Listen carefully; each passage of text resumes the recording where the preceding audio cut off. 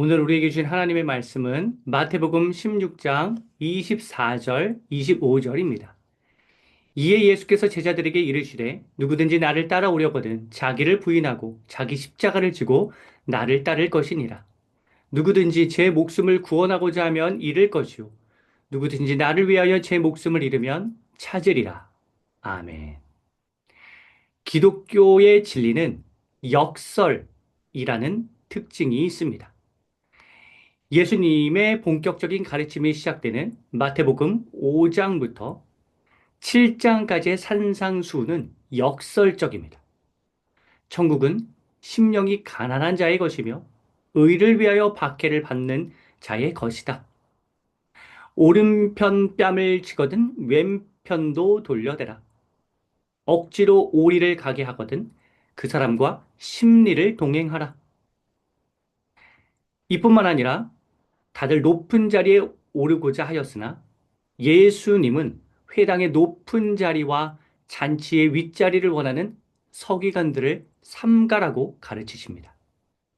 근본적으로 예수님의 탄생 자체가 가장 높으신 하나님이 가장 천한 자리에서 태어나신 역설이며 예수님의 죽음 자체가 인간을 지은 하나님이 인간 손에 죽는 역설입니다. 오늘 본문 말씀 역시 역설의 진리가 우리에게 선포됩니다. 자기를 부인하고 자기 십자가를 지고 자기 십자가를 지라. 목숨을 구하려고 하면 잃을 것이요. 잃으면 얻게 될 것이다. 일반적으로는 이렇게 가르치죠. 자기를 부인하고 아니라 자기를 발견하고 자기 십자가를 지라가 아니라 자기 십자가를 떼어내라. 목숨을 구하려고 하려는 마음이 없어야 한다가 아니라 목숨을 얻기 위해서 더 노력하라. 이게 쉽게 접할 수 있는 인기 있는 자기 계발서가 제시하는 일반적 인생의 원리입니다. 베스트셀러인 당신은 뇌를 고칠 수 있다를 쓴 톰 오브라이언 박사는 매주 1시간만 투자하면 최상의 기억력, 생산성, 수면법을 얻을 수 있으니 자신 안의 가능성을 발견하라고 주장합니다. 계속해서 여러 책은 내 안의 가능성이 무궁무진하다. 뭐 이런 식으로 많이들 가르칩니다. 이제 그것만 가르칩니다. 그러니까 잠재력만 가르칩니다.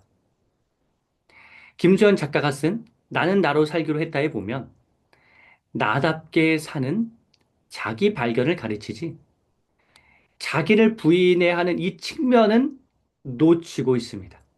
그러니까 많은 책이 내 안에 물론 하나님이 주신 잠재력이 있지만 그것 이전에 내 안의 죄악성을 먼저 깨달아야 하는데 그 부족함에 대해서는 잘 이야기를 하지 않고 계속해서 무궁무진한 가능성이 있다고만 가르칩니다. 하지만 기독교는 자기를 부인하고 자기 십자가를 지라고 가르칩니다.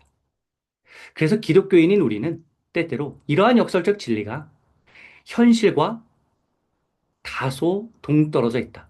어떨 때는 매우 동떨어져 있다는 괴리감을 느낍니다. 그도 그럴 것이 내 생각을 말해야 할 때도 있고 나의 매력과 재능을 어필해야 할 때도 필요한데 자기를 계속 부인하라고 하니 이 가르침을 이해하기도 어렵고 그렇게 살기는 더 어렵다고 생각합니다. 그런데 만일 오늘 본문 말씀의 가르침을 이해하기 어렵거나 그렇게 살기 어렵다고 생각한다면 그건 예수님의 가르침을 오해하고 있기 때문입니다. 자기를 부인하고 자기 십자가를 지라는 말씀을 제대로 이해하지 못했기 때문입니다. 오늘 말씀은 비현실적이지 않습니다. 충분히 현실에서 실행 가능한 교훈이며 이 말씀대로 살 때 우리는 더 의미 있고 가치 있는 삶을 영위할 수 있습니다. 하나님이 원하시는 삶을 살아갈 수 있습니다. 오늘 설교를 통해서 예수님의 가르침을 온전히 이해하는 시간이 되기를 간절히 바랍니다.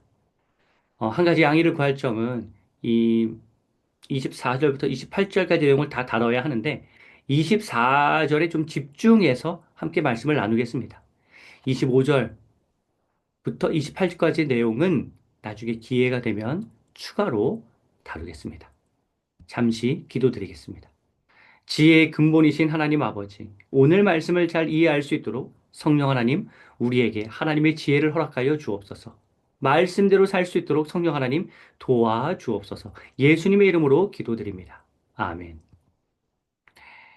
24절 말씀은 결국 내 마음의 중심에 자기를 앉히지 말고 십자가를 앉히라.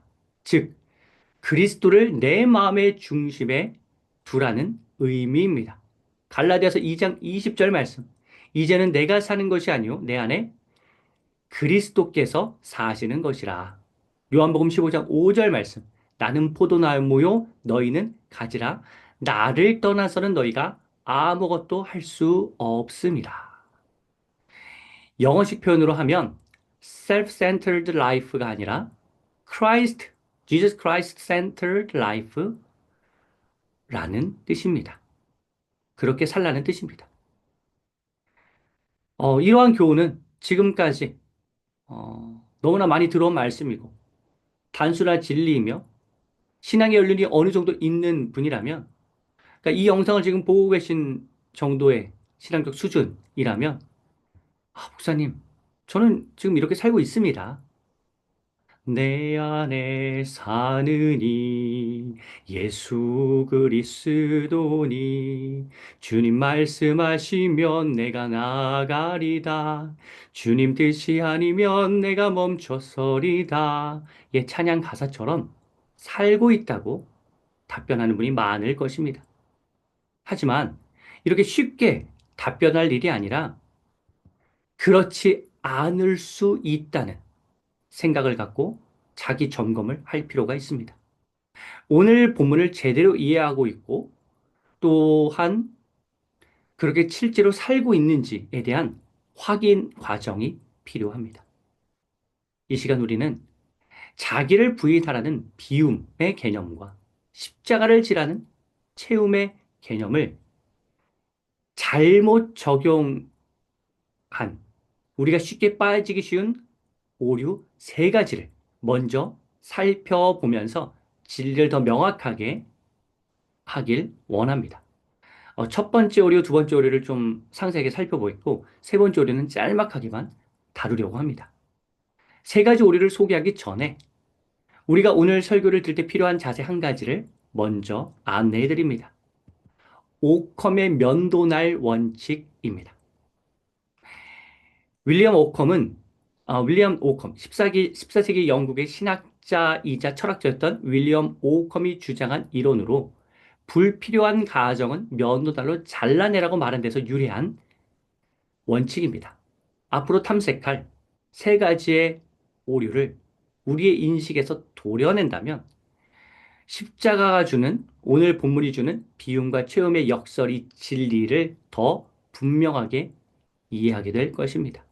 실제로 삼위일체 이론도 이해하기 어려운 개념이지만 오컴의 면도날 원칙에 근거하여 삼신론이 아니고 일신론이 아니다 라고 이 두 가지 오류를 도려냈을 때 삼위일체에 대한 분명한 이해가 가능하게 되듯이 오늘 본문 말씀을 이해할 때도 이 세 가지 오류를 걷어내려는 자세로 들으시면 좋겠습니다. 자, 그러면 첫 번째 오류부터 살펴보겠습니다.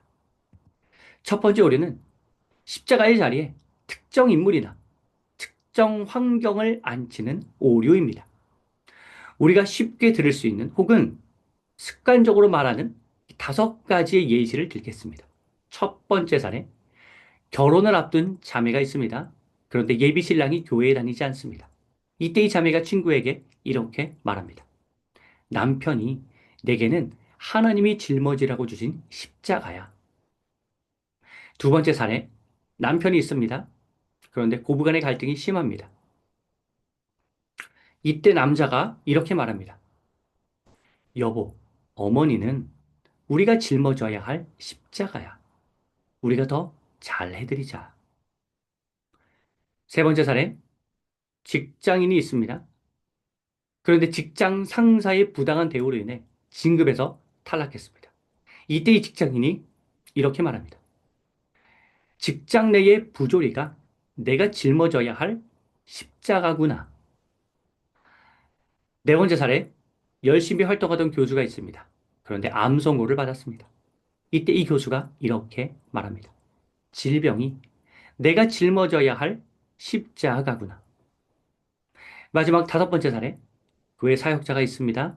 그런데 마음을 어렵게 만드는 성도가 있는 것입니다. 이때 이 사역자가 이렇게 말합니다. 저 성도와의 관계가 내가 짊어져야 할 십자가구나. 여러분, 이러한 고백은 어떤 뭐 신앙적 차원에서 할 수 있는 고백일 수 있겠지만 다 틀린 표현입니다.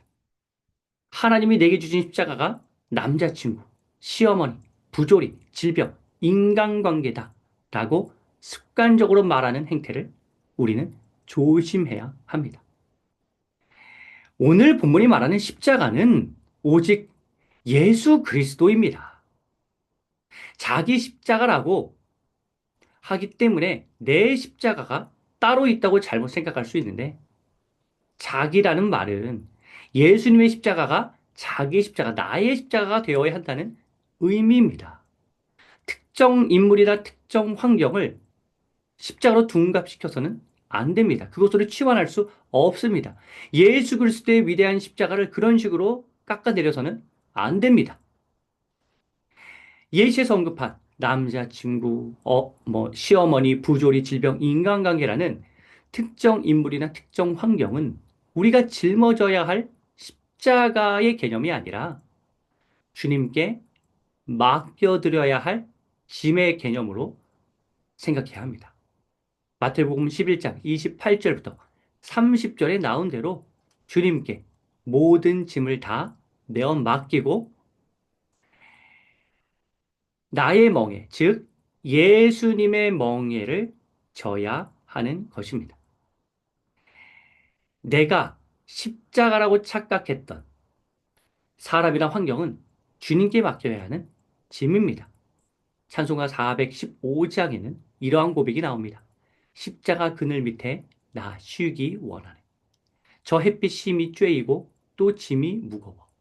이 광야 같은 세상에 늘 방황할 때에 주 십자가의 그늘에 내 쉴 곳 찾았네. 그러니까 지금 내가 어려워하는 환경이 십자가라고 고백하지 않고 그것을 주님께 맡길래 십자가라는 그늘이 나를 지켜주고 나를 가볍게 한다는 의미의 내용이 이 찬양의 가사 고백입니다. 우리는 우리의 무거운 짐을 주님께 맡기고 훨씬 더 가벼운 그리스도라는 십자가를 져야 합니다. 29절과 30절에 나오는 내 멍에는 그리스도라는 십자가를, 그리스도가 지신 십자가를 의미합니다.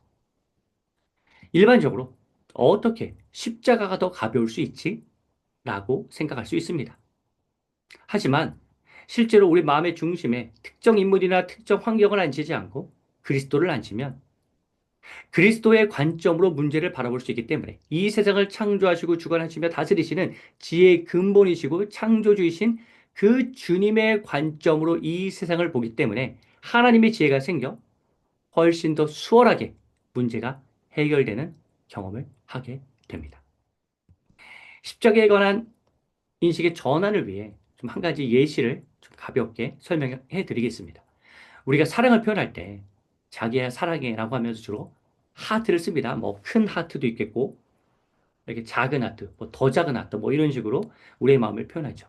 근데 만일 어떤 사람이 사랑하는 사람에게 사랑을 표현한답시고 십자가를 내밀거나 계속 손가락으로 십자가 모양을 이렇게 그으면서 사랑한다 그러고 여러분 그러면 상대방이 어떻게 생각할까요? 이상하게 생각할 것입니다. 나는 귀신이 아니다. 그러지 말아라. 라고 말할 수도 있습니다. 하지만 하나님의 사랑 표현은 무엇인가요? 십자가입니다. 그러니까 십자가는 그 안에 진정한 사랑이 담겨 있는 것입니다. 십자가라는 것 안에는. 만일 십자가를 고통으로만 여기면 우리는 십자가를 질 때 고통을 먼저 떠올립니다. 하지만, 십자가가 하나님의 사랑이 응축된 그러한 사건 현장에서 나타난 예수님의 모습이었구나. 하나님의 사랑의 완전한 표현이 십자가구나라고 인식을 전환하면 십자가를 떠올렸을 때 고통보다는 사랑이 먼저 떠오르게 되기 때문에 가벼워질 것입니다. 여러분, 자기를 부인하여 비우고 우리 마음의 중심에 자기 대신에 채워 앉혀야 할 십자가는 사랑 그 자체이신 그리스도, 예수 그리스도라는 사실을 우리는 기억해야 합니다. 우리의 무거운 짐을 짊어지시고 가벼운 짐을 지게 하시는 예수 그리스도의 예수 그리스도를 마음의 중심에 모셔야 합니다. 그 자리에 다른 것들을 앉히지 말고 오직 그리스도만이 앉으셔서 좌정하여 다스리시도록 그렇게 거룩한 자리를 주님께 내어드려야 합니다. 이러한 개념 정립이 굉장히 사소해 보이지만 우리의 삶의 방향을 현저하게 다르게 몰고 갑니다. 만일 특정 인물이나 특정 환경을 십자가의 자리에 앉히면 개혁 의지가 상실되는 결과를 초래합니다. 변화를 일으키기 위해 적극적으로 뛰어들지 않고 소극적으로 대응합니다. 이렇게 생각합니다. 예수님도 십자가를 지셨는데 나도 주신 십자가를 달게 줘야지. 불평해서는 안 돼. 앞에서 살펴본 5가지 예시, 남자친구, 시어머니, 부조리, 질병, 인간관계를 하나씩 짚어봅시다. 첫 번째 사례. 예비 신랑이 교회에 다니지 않아도 이렇게 생각합니다. 예수님도 십자가를 지셨는데 그냥 참으면서 살아야지. 하지만 가정은 사역지가 아닙니다. 쉼터입니다. 따라서 결혼 전에 교회 출석 여부에 관해서 명확하게 나뿐만 아니라 내 자녀들까지 교회에 출석할 수 있도록 이 부분을 확실하게 정리해야지. 그렇지 않으면 결혼해서 더 힘들어집니다. 마음의 중심에 친구를 앉히면서 그냥 순응할 것이 아니라 예수님을 앉히고 예수님의 관점에서 이 사안을 어떻게 들여다봐야 하는지 해결책을 찾아야지. 남자친구를 십자가라고 이렇게 생각해서는 안 되죠. 두 번째 사례. 시어머니가 억지를 부려 괴롭혀도 이렇게 생각합니다. 예수님도 십자가를 지셨는데 내가 예수님처럼 더 사랑하고 희생해야죠. 하지만 무턱대고 받아들이는 게 예수님 말씀하신 사랑이 아닙니다. 분별력 있는 사랑이 필요합니다. 따라서 시어머니에게 해야 할 말은 해야 합니다. 시어머니를 왕비 모시듯이 십자가 자리에 앉히지 말고 예수님을 앉혀서 예수님이 베푸신 온전한 사랑이 무엇이었는지를 고민하면서 그러한 방식으로 대응해야 하는 것입니다. 세 번째 사례.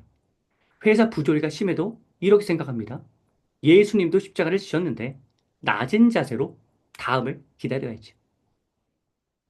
물론 현실적으로는 뭐 그렇게 대응할 수밖에 없을 수도 있으나 일단 그 부조리는 해결해야 할 과제입니다. 예수님이 바리새인과 서기관을 꾸짖으셨던 것처럼 나도 그 잘못된 부분을 바로잡을 수 있도록 지혜롭고도 때로는 과감하게 주장해서 그 악습을 깨뜨려야 합니다. 네 번째 사례. 질병으로 고통 중에 있다면 질병의 원인을 찾아 건강을 돌보고 어떻게 치료할 수 있을지를 찾아봐야 합니다. 그리고 예수님의 관점으로 보면서 이 질병을 통해 주님께서는 내가 무엇을 깨닫기를 원하시는지를 생각해 봐야 합니다. 아, 예수님처럼 고통을 겪으라고 이런 질병을 주셨구나. 예수님 십자가 짊어지셨듯이 나도 그냥 짊어지자. 이렇게 나약하게만 생각해서는 안 됩니다. 바울도 자신의 질병을 육체의 가시라고 했지 그걸 십자가라고 하지는 않았습니다. 그리고 자신이 자만하지 않게 하려고 하나님이 주셨다고 그리스도의 관점으로 해석했습니다. 끝으로 5번째 사례. 관계 어려움이 있는 성도가 있다면 개선하기 위해서 노력해야 합니다. 물론 그 어떤 관계 단절이 필요할 수도 있겠고 또 연결이 해결책이 될 수도 있겠지만 아무튼 뭐 예수님도 십자가를 지셨고 사람들의 핍박을 받으셨기 때문에 나도 그러한 십자가를 지고 있다라고만 생각할 것이 아니라 내가 잘못한 부분이 있다면 바로 잡아서 그 사람과의 관계의 개선을 도모해야 하고 그 사람에게 부탁하거나 말할 부분이 있으면 말해서 갈등을 해소해야 합니다. 물론 좀 관계를 좀 끊어야 할 사람도 있겠지만 어떻게 하면 아무튼 관계의 진전을 가져오고 내 안에 사랑의 마음을 채울 수 있을지 고민하면서 하나님의 지혜를 구해야 하는 것이지 그냥 수동적으로 십자가 짊어지자라고만 그렇게만 행동해서는 안 됩니다. 특정 인물이나 특정 환경을 십자가의 자리에 앉히는 행태가 기독교를 수동적인 종교로 변질시켰습니다. 하지만 개신교의 시작은 종교개혁입니다. 종교개혁자들은 이렇게 말했습니다. 개혁된 교회는 계속 개혁되어야 한다. 자기 십자가를 지라는 말씀은 그리스도를 내 마음의 중심에 앉혀서 그리스도의 관점으로 세상을 바라보고 개혁하고 변화시키라는 의미가 담겨 있습니다. 창세기 1장 28절의 말씀처럼 생육하고 번성하고 땅에 충만하여서 땅을 정복하고 모든 생물을 다스리라는 이 지상 명령을 주님께서 우리에게 주셨다는 사실을 기억해야 합니다. 정리해 봅시다. 첫 번째 오류, 십자가의 자리에 특정 인물이나 특정 환경을 앉히는 오류. 이 오류를 우리는 이렇게 도려내야 하고 걸러내야 하고 우리는 무거운 짐을 주님께 맡기고 십자가 자리에 그리스도만 예수 그리스도만 앉혀서 그리스도의 관점을 바탕으로 개혁 의지를 가지고 세상을 변화시켜야 합니다. 이것이 진리입니다. 자기 십자가를 기도의 관점으로 풀이한 내용도 있는데 그건 나중에 누가복음에서 이 본문이 나왔을 때 어, 함께 말씀을 나누겠고 혹은 특강으로 준비해서 다루도록 하겠습니다. 자, 다음 두 번째입니다. 두 번째 오류는 자신의 재능과 경험과 생각을 전혀 발휘하지 않는 오류입니다. 첫 번째 오류를 극복하여 현실을 개혁하려고 할 때 이제 두 번째 오류가 찾아옵니다. 십자가의 자리에 그리스도를 앉혀서 그리스도의 관점으로 해결하려는 자세까지는 좋습니다. 그런데 그 이후 지나치게, 그러니까 너무 과도하게, 그러니까 맞긴 하지만 자, 끝까지 들으셔야 합니다. 하나님이 어떻게 생각하시는지, 하나님의 뜻이 어디에 있는지에만 초점을 맞추면서 그냥 가만히만 있는 겁니다. 나의 재능과 경험과 어떤 나의 생각이 있을 텐데, 지금까지 경험을 토대로 한 그것들을 발휘하면 무조건 잘못되었다라고 생각하면서 그냥 하나님의 뜻을 계속 기다리기만 하는, 들을 때까지. 이러한 태도를 우리는 조심해야 합니다. 제 이해를 돕기 위해서 2019년에 여름에 제가 기획해서 다녀온 헤어 아우리체관에서 좀 길지만 좀 설명을 드리겠습니다. 2019년 7월 초에 베트남으로 아우리치를 다녀왔습니다. 그 전해 2018년 11월에 기도 중에 베트남이 떠올랐습니다. 박항서 열풍이 일었던 시기였는데요. 그것 때문만이 아니라 기도 중에 베트남을 품게 하셨습니다, 제게. 그래서 2019년 1월에 담당 목사님께 말씀을 드려서 이번 아우리치를 제가 준비해 보겠고 베트남으로 가고 싶다고 말씀드렸습니다. 승낙하셨습니다. 쟁점은 이 사역지 선정이었습니다. 담당 목사님은 우리 교회에서 사역하다가 베트남 하노이로 선교 간 부부 선교사님 있는 곳으로 가면 좋겠다고 하셨습니다. 하지만 알아보니 그곳은 사역을 할 수 있는 곳이 아니었습니다. 땅 밟기 기도만 할 수 있는 곳이었습니다. 그런데 제가 이 하나님께 받은 이 기도의 응답은 실제 사역을 할 수 있는 곳이었습니다. 그래서 저는 베트남이 아닌 다른 곳으로 가야 하나? 내가 하나님의 음성을 잘못 들었나? 이렇게 좀 점검을 하고 있는 상황이었는데, 그때 오늘교회에서 1년에 한 번 있는 목회사관학교, 오늘교회 전체 목회자가 모이는 목회사관학교 때 이 문제가 해결됐습니다. 200여 명의 목사님이 이제 10명씩 한 조를 이뤄서 이제 2박 3일 정도 같이 시간을 보내는데 제가 속해 있던 조에 당시 베트남 오늘교회 담당 목사님이 속해 있었습니다. 대화 중에 제가 이 고민을 말하자 즉각적으로 그 목사님은 호치민에서 사역하는 선교사님을 한번 소개해 주겠다고 하였습니다. 저는 그 선교사님에게 연락을 취했고 우리가 아우리시 장소를 베트남 호치민으로 하고 하노이에 있는 선교사님들은 호치민으로 오셔서 함께 사역할 수 있도록 그리고 하노이 현장 소리도 들을 수 있도록 그런 식으로 진행을 하면 좋겠다고 제안을 드렸습니다. 이건 제가 처음 하나님께 받은 기도응답과 일치했습니다. 담당 목사님에게 보고 드리니 그러면 호치민에서 사역하고 그렇게 하노이에 계신 분들 호치민으로 오시라고 하라고 그렇게 말씀하셨습니다. 준비 과정은 충분했습니다. 2월 중순에 모집을 하여서 2월 말에 그냥 딱 완료하였고 15명을 모았습니다. 3월 중순에 티켓 구매 완료했습니다. 일찍 예매해서 20만 원 정도 절약할 수 있어서 사역비를 한 20만 원 정도 대폭 인하할 수 있었습니다.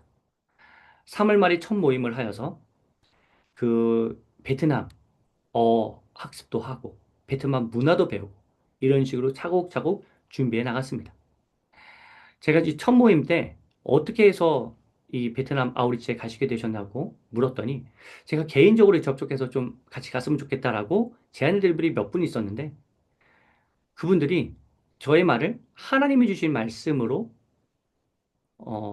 생각하여서 이제 가게 되었다고 하는 분들이 꽤 많았습니다. 4월부터 이제 본격적인 준비를 하였습니다. 저는 기본적으로 아우리치 현장에 가서 기도 모임 길게 하는 거를 별로 원하지 않습니다. 사역에 집중하고 나머지 시간은 좀 충분히 쉴 수 있도록 그렇게 시간을 구성합니다.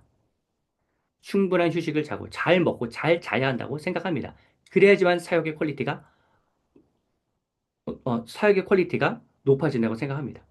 준비는 사전에 미리 떠나기 전에 하면 되는 것입니다. 아침 경건의 시간을 가지긴 했지만 그거는 별도의 모임, 아주 굉장히 일찍 일어나서 모이거나 이러지 않고 이동하는 차 안에서 해도 충분했기 때문에 그렇게 하였고 그날의 사역이 오전, 오후에 그날의 사역을 오전, 오후에 집중해서 한 다음에 저녁 식사하고는 무조건 휴식입니다. 뭐 같이 모여서 따로 모여서 함께 오늘의 은혜를 나누고 그런 거 없이 딱 필요한 사람들만 준비를 하고 근데 그 준비도 사실 사전에 이미 다 준비를 다 해놔서 뭐 그렇게까지 많이 준비할 필요는 없고 저녁에 충분히 휴식을 취한 다음에 다음날 사역을 준비하면 되었습니다.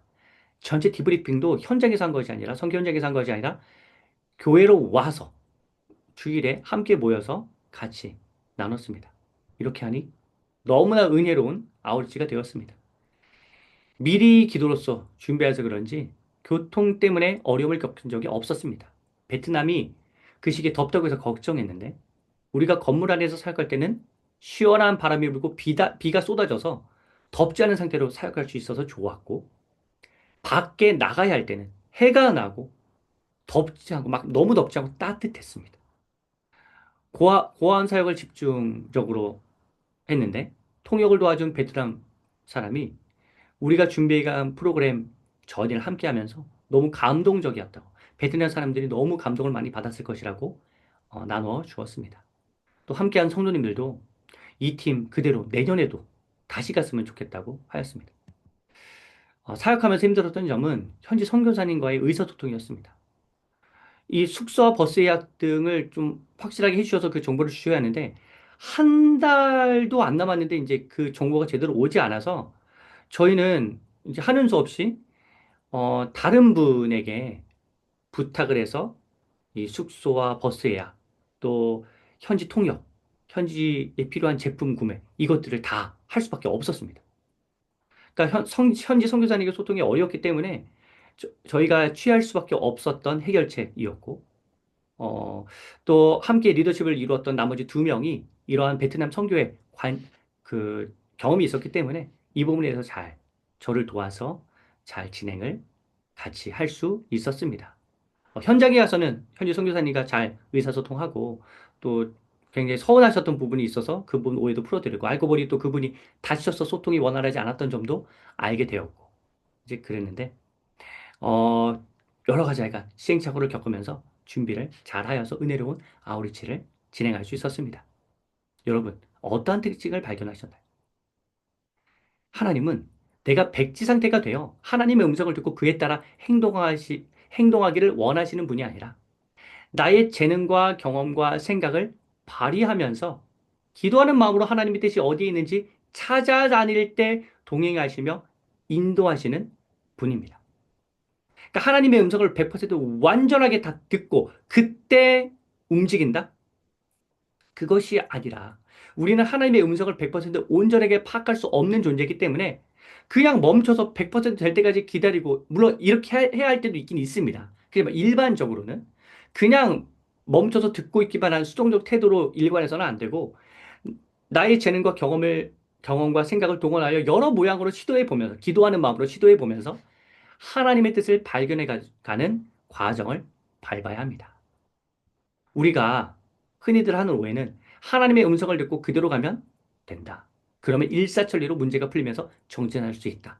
라고 생각하는데, 원론적으로, 결론적으로는 이게 맞긴 한데, 현실적으로는 어떠냐면, 기도하고 가더라도 계속 시행착오를 겪게 하시는 하나님을 경험하게 되십니다. 시행착오는 계속해서 겪을 수밖에 없는 것입니다. 기도를 하고 가더라도. 제가 길 이야기로 좀 설명해 드리고 싶은데요. 자, 여러 갈래의 길이 있습니다. 목적지가 저기 있는데 그쪽까지 도달하는 데는 시간이 걸릴 수밖에 없습니다. 기도하는 마음으로 하나님 여기인가요? 라고 갔는데 막혀 있습니다. 그러면 거기 뭐 잠깐 주저앉을 수도 있지만 완전히 주저앉지 마시고, 아, 그냥 과정 중에 이렇게 또 막힌 길도 가는구나라고 생각하시고 다른 길로 또 가면 됩니다. 가다가 이 길이 맞네 하고 이제 쭉 갑니다. 그러다가 앞에 길고 폭이 넓은 강이 보입니다. 하나님, 지금 이 강을 건너면 될까요? 라고 해서 시도해 봅니다. 근데 방법은 맞는데 시기가 아닌 것입니다. 그래서 기다렸다가 때가 되었을 때 갑니다. 근데 또 정해놓은 방법이 통하지 않아서 다른 방법으로 건너갑니다. 뭐 한참 우회해서. 그러니까 이게 직선 도로로만 쭉 가는 것이 아니라 막 우회하면서 또 어떤 사람 만나서 돕기도 하고, 또 저기 가서 잠깐 쉬기도 하고, 또 다른 작업을 하기도 하고, 이러면서 돌고 돌아서 이제 가는 것입니다. 여러분, 그런데 그 모든 과정이 하나님의 인도하심입니다. 그리고 결론적으로 보면 그 길은, 내가 걸었던 그 길은 최상의 길이었고 가장 빨랐던 지름길이라고 고백을 하게 될 것입니다. 여러분, 이것이 바로 신앙생활이며 자기 십자가를 지고 주님을 따르는 삶의 전형입니다. 자기를 부인하라는 말은 나의 재능과 경험과 생각을 완전히 멈추고 나서 하나님의 뜻을 구하라는 의미가 아닙니다. 하나님은 나의 좋은 면모를 다 사용하셔서 하나님의 뜻을 우리에게 보여주십니다. 우리는 우리가 가지고 있는 이 재능과 경험과 생각을 다 발휘하면서 하나님의 뜻을 찾아다녀야 합니다. 그러니까 자기 부인은 재능과 경험과 생각이 불필요가 아니라 이기심 극복을 의미합니다. 우리는 원래 하나님의 형상대로 지음받은 거룩한 존재였습니다. 하지만 타락한 죄로 말미암아 이기심이 가득한 존재가 되었습니다. 그러니 매 순간 기도하면서 우리의 죄성을 철저히 자각하고 늘 회개하는 마음으로 주님 앞에 나아가서 우리의 이기심이 발현되지 않도록 성령으로 충만해야 한다는 의미이지, 내가 가지고 있는 모든 재능, 경험, 생각이 다 필요 없다, 다 없애야 한다, 나의 생각, 경험은 하나님의 생각과 완전히 반대된다, 그러니까 이거 다 없애야 된다, 이런 식의 개념이 아닙니다. 이기심을 극복하는 게 자기 부인에서 매우 중요한 개념입니다. 성경을 기록한 사람들 한번 보십시오. 하나님이 불러주신 대로, 토시 하나하나 다 불러주신 대로 옮겨 적은 책이 성경이 아닙니다. 하나하나 토시 하나하나 다 옮겨 적었다라고 하는 이 관점을 신학용어로 축자 영감설, 기계적 영감설이라고 하는데, 매우 아쉬움이 큰 성경관입니다. 올바른 성경관은 유기적 영감설입니다. 하나님은 기록한 사람의 경험적 요소, 교육 정도, 문제 특성 등의 개성을 무시하지 않으시고 사용하시되, 디모데후서 3장 16절에 나온 대로 하나님의 영감을 그 사람에게 불어넣어 주셔서 집필하게 하셨다는 관점이 맞습니다. 그래서 마태, 마가, 누가, 요한 복음을 보면 각 저자, 그 각 공동체의 지식과 체험이 잘 발휘가 되어서 특색 있는 복음서가 쓰여졌습니다. 성경 어떤 모든 결정사항들도 보면 하나님과 하나님의 어떤 메시지를 듣고 그것을 그 당시의 문화에 맞게끔 하나님께서 지혜를 발휘하도록 하시는 측면이 다분합니다. 따라서 여러분, 우리는요, 열심히 준비하고 공부해야 합니다. 하나님은 나의 지식을 동원하여서 하나님의 일을 이뤄가시는 분이기 때문입니다.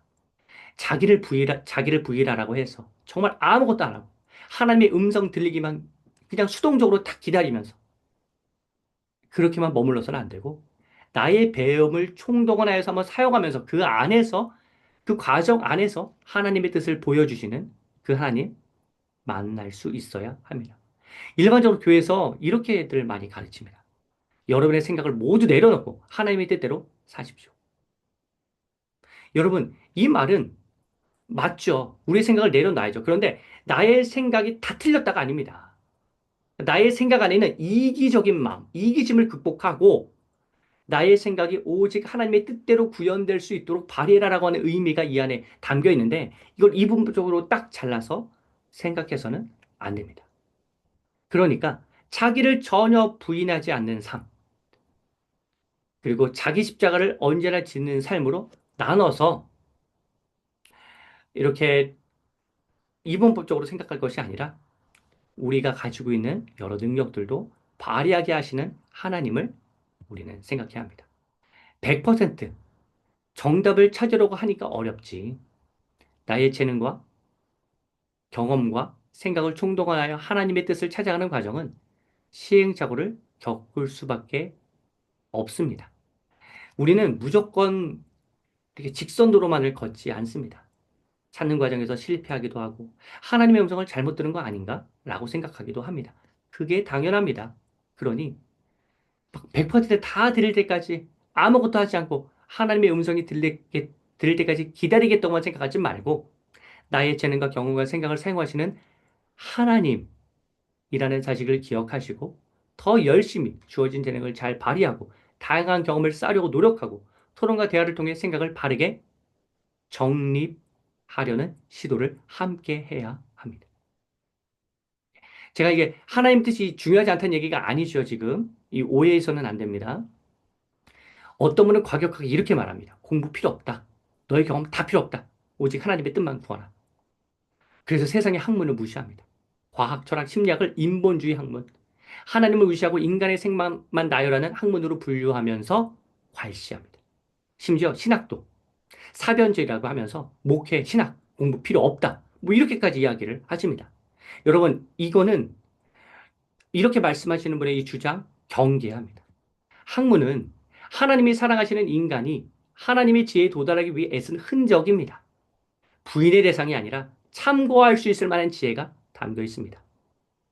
우리가 부인해야 할 것은 독선이지, 자기만 옳다고 여기고 하나님께 반하는 어떠한 생각들이지 학문 자체가 아닙니다.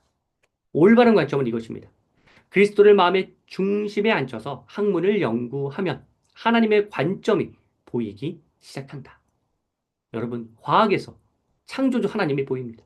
철학에서 인간의 무지와 하나님의 절대성을 깨닫습니다.